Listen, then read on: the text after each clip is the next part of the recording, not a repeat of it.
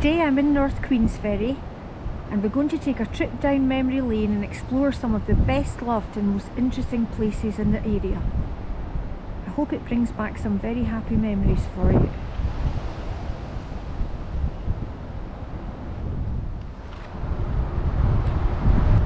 Fresh water was a very important resource for travellers and the residents of North Queensferry. In the 1800s, North Queensferry had a water committee and employed people to look after the wells.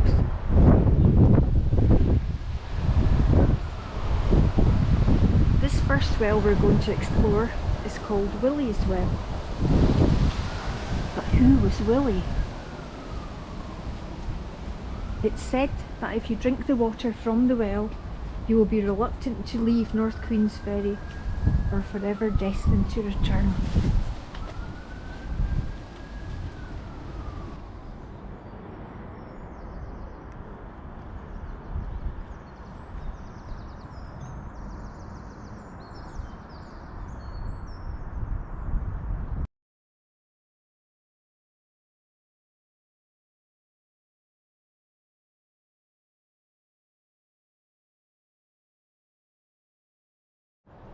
This next well is the Lion's Head Well, decorated on a cast iron cover.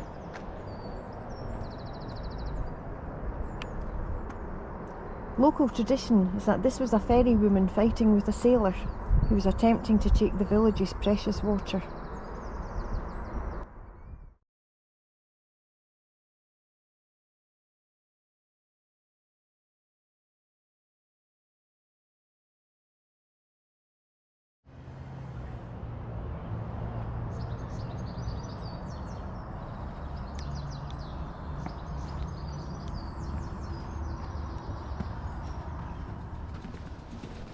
Wow, I need a drink of water after that. And here's the Jubilee Well. Whew. I'll put my bike down first.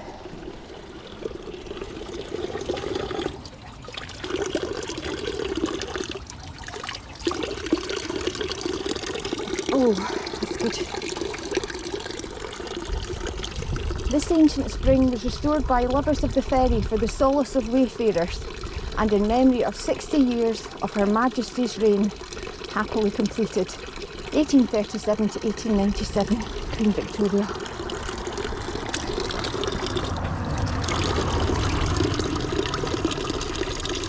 There's lots of coins in the water.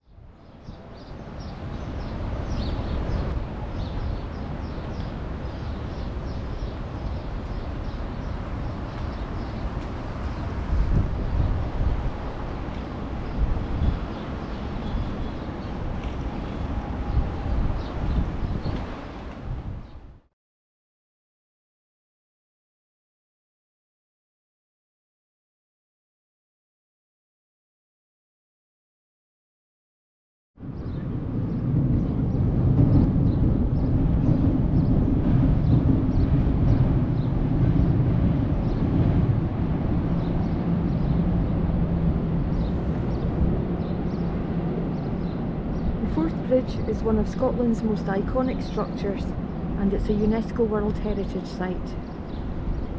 It stood through 2 world wars, and years ago some children would throw pennies out the window for luck when they were crossing the bridge.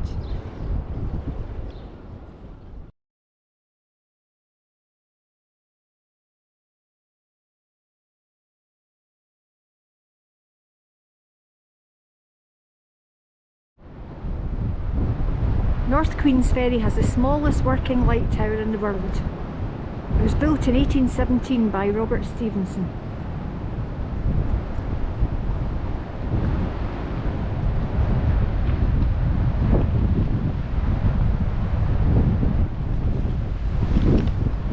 Town pier served the Queensferry Passage. For centuries it was the busiest ferry route in the whole of Scotland. During the 1800s, the Queensferry Passage employed 36 men and boys to crew the boats.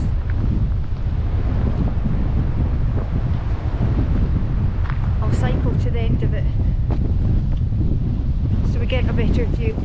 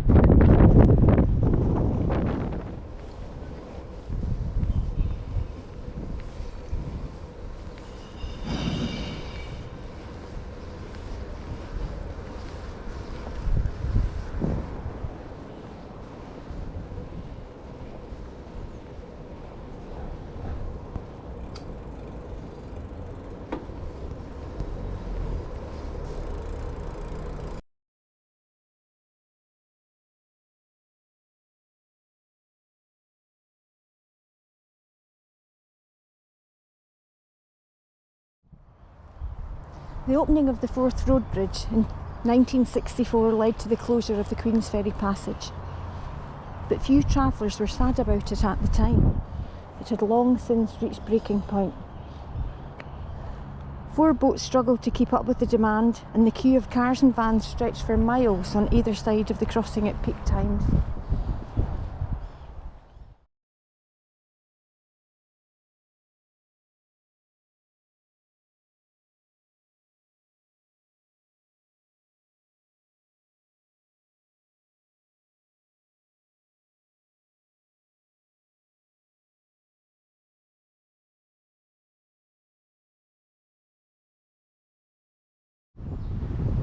The Forth Road Bridge was officially opened by Queen Elizabeth II in 1964. The children wrote about it in their school books. It was the 4th longest in the world and the longest outside the United States when it opened.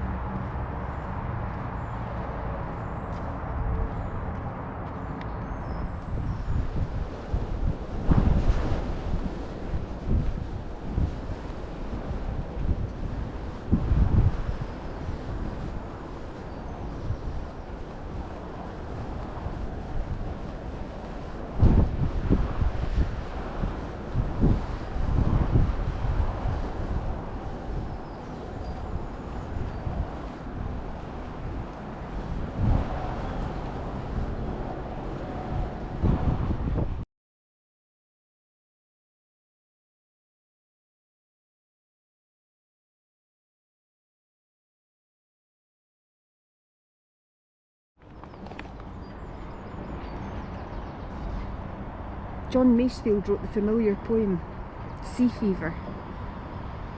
I must go down to the seas again, to the lonely sea and the sky, and all I ask is a tall ship and a star to steer her by.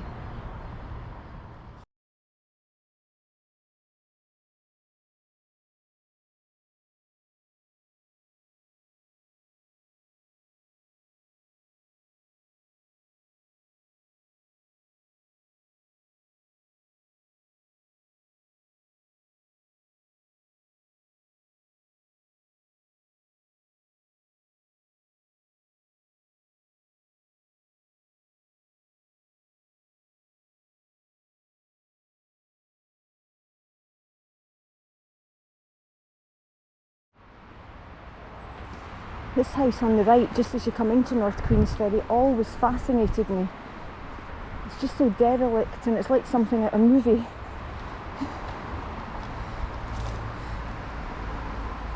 It's actually St Margaret's Hope Gate Lodge, and it was known as Admiralty House during World War I.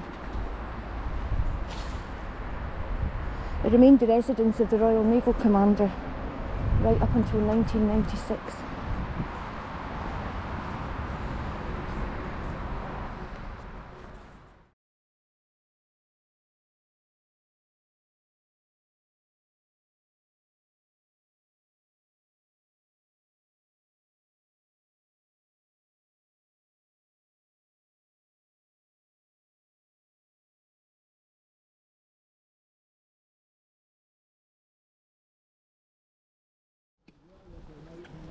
Just round this corner is the castle.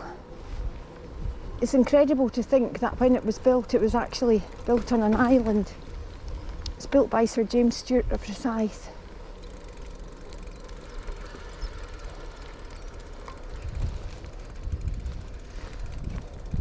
Legend has it that Mary Queen of Scots has hid here, and it's also said that Oliver Cromwell's mum was born here.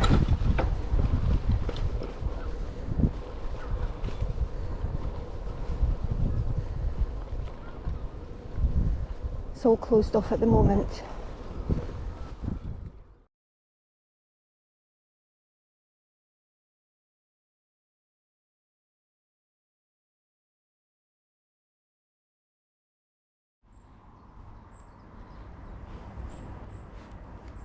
A few hundred yards from the castle is the 16th century Rosyth Ducat.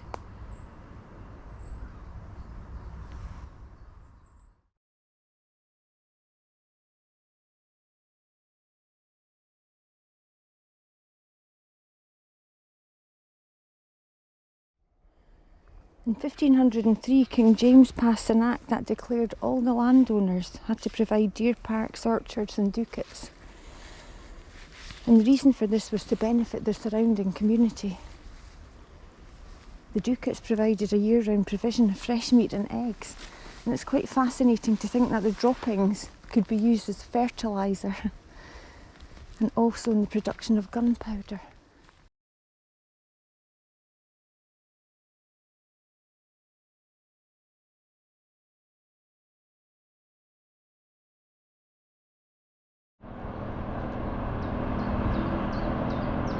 The new Queensferry crossing opened to traffic on the 30th of August 2017.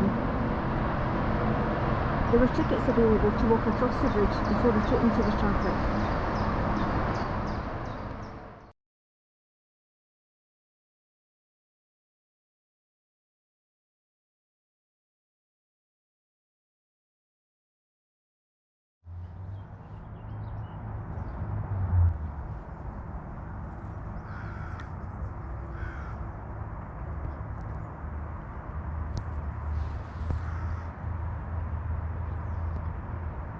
And here we are, back where we started on a beautiful sunny day in North Queensferry. I hope you've enjoyed your trip down memory lane today.